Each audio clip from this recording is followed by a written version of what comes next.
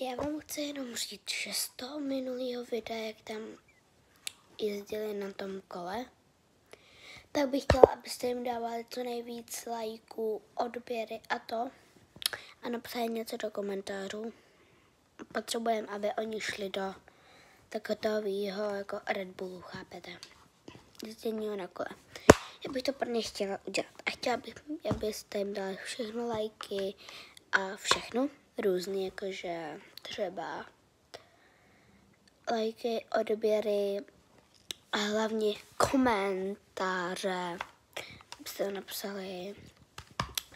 Takže by vás o to prosím aspoň o asi tak 100 odběratelů. Moc vás o to prosím.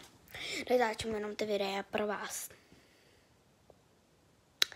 Protože tam na takový, protože prostě já jsem o tom vždycky sněla natáčet na YouTube. Natáčím asi už tak zhruba od 3. třídy a za chvilku půjdem do 4.